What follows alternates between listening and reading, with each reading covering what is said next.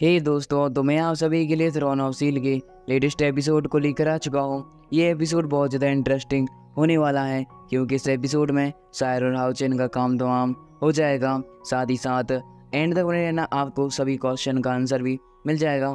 जैसा कि हमने थ्रोन ऑफ सील के लास्ट एपिसोड में देखा था, हाउचेन और वाओ के बीच में काफ़ी खतरनाक सी फाइट हमें देखने के लिए मिलती। दूसरी तरफ हमें सायर को दिखाया जाता है जो कि अपनी डिवाइन पावर को एक्टिवेट करने में लगी हुई थी। उसका एक टेस्ट भी होता है। सायर हाउचेन को प्रोटेक्ट करना चाहती थी, इसकी वजह से वह सबसे पहले टेस्ट देने के लिए निकल जाती है। टेस्ट में उसे काफ़ी ज़्यादा ही खतरनाक सी तकलीफों का सामना भी करना पड़ता है क्योंकि सबसे पहले तो वह कांटों से चलती है। दूसरी बात, उसे अपनी पास्ट की मेमोरीज जो कि दुखद हैं और जो कि अच्छी हैं वह भी याद आना शुरू हो जाती है। टीममेटों के साथ बिताए हुए पल भी याद आते हैं। अंततः वह एक समुद्र में पहुंचती है जहां पर वह जैसे ये लास्ट डोर को पार करने वाली थी कि पीछे से एक जंजीर आकर उसका पैर पकड़ लेती है। पर हाउचेन को याद करते हुए वह उसको भी पार करते साथ ही अपनी डिवाइन पावर को एक्टिवेट कर लेती है। एक बार हुआ हाउचेन का काउंटडाउन करने के लिए लास्ट अटैक करता ही है कि तभी सायर आकर हाउचेन को बचा चुकी थी। तो अब आगे इस एपिसोड की स्टार्टिंग में उसी सीन को दिखाते हुए होती है जहाँ से हमारा लास्ट पार्ट एंड हुआ था। यहाँ पर हम वाओ को सायर के सामने खड़ा हुआ देखते हैं। सायर काफ़ी ज़्यादा ही पावरफुल और ब्यूटीफुल लग रही है। साथ ही साथ यहाँ पर हाउचेन की हालत तो काफ़ी ज़्यादा ही पतली हो चुकी होती है। हाउचेन से तो उठा भी नहीं जा रहा था। सायर को हाउचेन की ऐसी हालत को देखकर और ज़्यादा गुस्सा आना शुरू हो जाता है। तो इस तरह हम देखते हैं वाओ को जो कि कहता है, भले ही तुमने मेरा एक ड्रैगन को नष्ट क्यों ही ना कर दिया हो, मेरे पास ऐसी मल्टीपल ड्रैगन्स हैं, तुम उसका क्या ही कर लोगी। और ऐसा कहते साथ ही उसने अपने ड्रैगन की पावर को फिर से ही एक्टिवेट करते साथ एक बार फिर अटैक कर दिया होता है। सायर कहती है कि अच्छा, जितनी बार भी तुम मुझ पर अटैक करने के लिए आओगे मैं तुम्हें यहाँ पर मारती ही जाऊँगी, और आज यहाँ पर तुम्हें सायर को जितनी भी चोट पहुँचाइए उसके 1000 गुना से भी ज़्यादा मैं तुम्हें दर्द दूंगी। और फिर हम देखते हैं कि सायर ने भी अपने इसी प्रकार के डैगर जो कि अब खंजर में बदल चुका हुआ होता है उसका यूज़ करते उसके ड्रैगन को फिर से नष्ट कर दिया था। यह ब्लास्ट काफ़ी ज़्यादा ही खतरनाक होता है। वह एक बार समझ जाता है कि शायद थोड़ी बहुत पावरफुल बन चुकी है। जैसा मैं उसे कमज़ोर समझ रहा था, अब वह वैसी बिल्कुल भी नहीं है। वह को अपने आप पर कॉन्फिडेंस था, हुए भी क्यों ना, क्योंकि वह डीमन लॉर्ड का पुत्र जो है। जबकि हमें दिखाया जाता है कि जो यहाँ पर शायर थी वह हाउचेन को बचाने के लिए तुरंत ही उसके पास आ जाती है, पर हुआ बिल्कुल भी चांस नहीं दे रहा था। वह लगातार इसका मौका पाकर अपनी ओवर की सहायता से शायर पर अटैक करता हुआ जाता है। शायर बचते काफ़ी ज़्यादा आसानी से हाउचेन के पास आ जाती है और हाउचेन को प्रोटेक्ट कर रही थी। दूसरी तरफ हमें वाओ को दिखाया जाता है जो कि कहना शुरू कर देता है, अच्छा तो मैं ऐसी बात है, अब मेरी पावर को जानो। और ऐसा कहते साथ उसने अपनी डिवाइन बॉल को समन अप कर लिया होता है। सायर और हाउचेन दोनों को ही होश आ चुका था।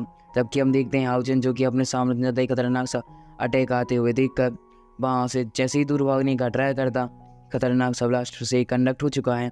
इसकी वजह से हाउचेन और ज़्यादा इंजर्ड हो जाता है। सायर और हाउचेन दोनों ही अपनी अपनी ओवर का यूज़ करते हुए चांद को बचाने के लिए कॉमेट फाइट करने में लग चुके हैं, क्योंकि आप जानते हैं कि अभी जो हाउचेन के सभी टीममेट हैं वह तो नेक्रोमेंसर के पहल में कब के टेलीपोर्ट हो चुके हैं। अब बारी हाउचेन और सायर की है। वह टेलीपोर्ट इसलिए नहीं हो पा रहे हैं क्योंकि इनके पास एनर्जी ऑफ सोर्स बहुत ज़्यादा कम बचा हुआ है। दूसरी वह इनको होने नहीं दे रहा है। जबकि हम देखते हैं कि इनके बीच में फिर से ही आइकॉनिक लेवल की फाइट शुरू हो जाती है। एक दूसरे को अच्छी खासी टक्कर दे रहे थे। हाउचेन भी अपनी किसी एबिलिटी का यूज़ करता है क्योंकि वह सायर को बचाना चाहता था। सायर अपनी जान इसलिए लगा रही थी क्योंकि वह हाउचेन को बचाना चाहती थी। थोड़ी देर बाद हम देखते हैं कि वाओ को और भी ज़्यादा गुस्सा आ जाता है। वह कहता है, हाउचेन अब तुम्हारा काउंटडाउन करने का वक्त आ ही गया है। और ऐसा कहते हुए उसने अपनी किसी डिवाइन पावर को एक्टिवेट कर लिया था और स्वॉर्ड की सहायता से सीधा ही हाउचेन का काउंटडाउन कर देता है। दूसरा स्लेशिंग अटैक सायर को जाकर लगता है और सायर का भी काउंटडाउन हो चुका था। अब यहाँ पर यह दोनों के दोनों ही बेहोश हो जाते हैं, जबकि वाओ तो इनको और भी जान से मारने के लिए, तड़पाने के लिए जैसे ही आगे बढ़ता है, अचानक से यह दोनों टेलीपोर्ट होकर नेक्रोमेंसर के महल में आ चुके हैं। हमें दिखाया जाता है कि वाओ को बहुत ज़्यादा गुस्सा आ रहा था क्योंकि हाउचेन और सायर अब उसके फिर से ही जाल से बच चुके हैं। पर वह एक बात जानता था कि इनकी हालत अब ऐसी हो चुकी है कि ज़्यादा देर तक नहीं जा सकते। अगर यहाँ कहाँ पर भी टेलीपोर्ट होकर आए वह डीमन वैली में ही होंगे। भाई ह्यूमन वैली में नेक्रोमेंसर की महल की सहायता से टेलीपोर्ट नहीं हो सकते। हाँ, ये सच बात है क्योंकि जहाँ से टेलीपोर्टेशन यूज़ करते हैं उसके 5 किलोमीटर के दायरे तक ये किसी भी स्थान पर टेलीपोर्ट हो सकते हैं ताकि इनके दुश्मनों को पता ना चले, पर इससे ज़्यादा भाई नहीं कर सकते।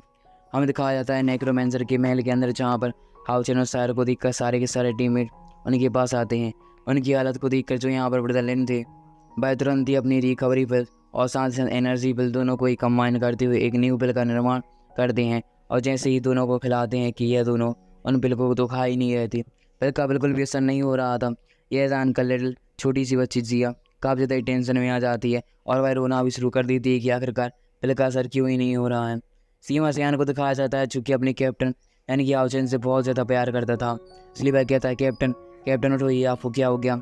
साथ ही साथ शायर को भी बाकी सारे लोग जगाने का ट्राई कर रहे होते हैं, पर किसी को भी कुछ समझ में नहीं आ रहा था कि आखिरकार इनको होश क्यों नहीं आ रहा है। तभी अचानक से ये नहीं एक बात खटकती है कि यहाँ पर हुआ उन्हें इन दोनों को ही किसी प्रकार का कर्ज दे दिया होगा, जिसकी वजह से इनको होश नहीं आ रहा है। और इनको तब तक होश नहीं आएगा जब तक ये किसी और ज़्यादा बड़ी सी ग्रेट एल्डर से बात ना कर लें या फिर उनके पास जाकर सलाह ना ले लें। यहाँ पर हम देखते हैं ब्रदरलैंड को चुकी कहता है कि अगर हमें किसी भी बड़े एल्डर यानी कि अपनी जो डीमन एंडिंग टावर कैंप में उसमें वापस जाना है तो यहाँ से डीमन से फाइट करके हुई जाना हुआ और वह हमें जाने नहीं देगा। ये बात तो तुम्हें पता है, ये बात तो मुझे भी पता है। यह जानकर सभी टीममेट और ज़्यादा हैरान हो जाते हैं। दूसरी तरह मैक्स को दिखाया जाता है जो ये कहता है कि हाँ तुम सही बोल रहे हो, हमें डीमन एंडिंग टावर कैंप से ही वापस जाना होगा, जहाँ पर जाते साथ ही हम अभी गठबंधन की प्रक्रिया प्रारंभ करेंगे। अभी गठबंधन क्या है हमें नेक्स्ट एपिसोड में पता चलेगा, क्योंकि किसी की सहायता से सारो हाओ चेन को फिर से जीवन दान मिलने वाला है, क्योंकि यह मर चुके हैं, इनकी बॉडी ही रह चुकी है। हमें दिखाया जाता है कि हाओ चेन के सारे टीममेट ही तैयार हो चुके थे इनको यहाँ से डीमन एंडिंग टावर कैंप की तरफ ले जाने के लिए। इसके बाद हमारा सीन यहाँ से कट हो जाता है। हमें हुआओ को दिखाया जाता है जो कि एक स्थान पर सिंहासन पर बैठते साथ ही अपने बाकी सारे डीमन से बोल रहा था, अब वक्त आ चुका है कि जब तुम सभी लोगों को मेरे लिए कुछ काम करना है। डीमन वैली के सभी डीमन जितने भी डीमन अलग अलग स्पीसीज के होते हैं, जैसे कि डेविल ड्रैगन, अब बोलो कुत्ता ड्रैगन, ऐसे बहुत सारे डीमंस होते हैं भाई, मतलब वैरायटी समझ आओगे। जितने भी जानवर हैं उनको थोड़ा एनहेंस में अपग्रेड कर दो, डीमन बन जाते हैं। हाँ तो भाई और ह्यूमन डीमन भी तो होते हैं कोई, जैसे कि हुआ हम देखते हैं कि उसने आदेश दे दिया था कि जो भी हाओ चेन की टीम को पकड़ने में हमारी हेल्प करेगा उसको हम देंगे क्या, एक खतरनाक सा इनाम। साथ ही साथ डीमन लॉर्ड यानी कि डीमन लॉर्ड भाई उसका ही बाप उसकी स्थान में सभा में एक प्रकार की अच्छी खासी उपाधि। अब यह कौन नहीं चाहता, एक स्पीसीज के डीमन लॉर्ड का एक सपना होता है कि भाई भी कभी सबसे मेन वाले डीमन लॉर्ड के पास जाकर अपने आप को प्रचारित करें। तो यहाँ पर सभी लोगों को यह चांस मिल रहा था केवल कुछ इंसानों को पकड़ने के लिए, तो कौन क्यों नहीं मानेगा। और डीमन लॉर्ड की बेटी ने आदेश दिया है तो मानना ही पड़ेगा, नहीं मानोगे तो फिर पंगा लग जाएगा तो अपनी मौत को दावत दोगे। तो सभी लोग तैयार हो जाते हैं। हमारा सीन यहाँ से कट हो जाता है। हमें एक स्थान पर दिखाया जाता है जहाँ पर हाओ चेन के टीममेट हाओ चेन और शायर को कंधों पर उठाते हुए सीधा ही निकल जाते हैं डीमन एंडिंग टावर कैंप की तरफ।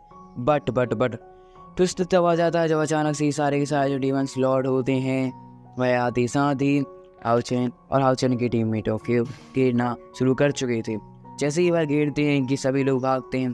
दूसरी तरफ दिखाया जाता है जिया को।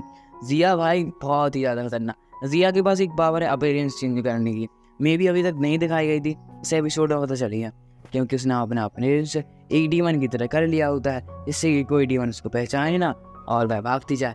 भाई साहब क्या दिमाग है, जिया के पास दिमाग तो है, पर एक डीमन जैसे इसको टक्कर मारता है उसका जो अपीयरेंस है वैसे जिया में आ चुका है, गजब। दूसरी तरफ हम देखते हैं कि सीमा सियान के ऊपर बहुत सारे सोल्जर्स हमला करने ही वाले से कि वह बच जाता है।